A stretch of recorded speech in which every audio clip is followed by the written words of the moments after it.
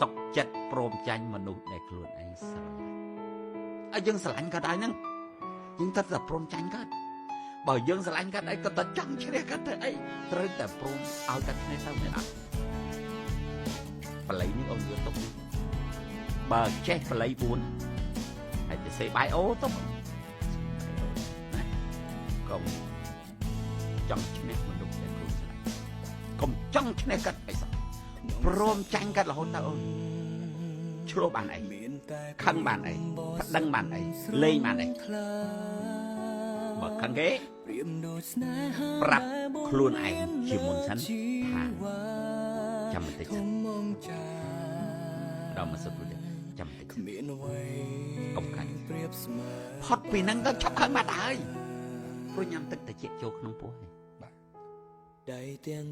ហើយដើរចេញពីទីតាំងដែរតរកកន្លែងណាក៏បានឲ្យស្ងាត់ឲ្យស្ងប់ឬទៅកន្លែងសុបាយ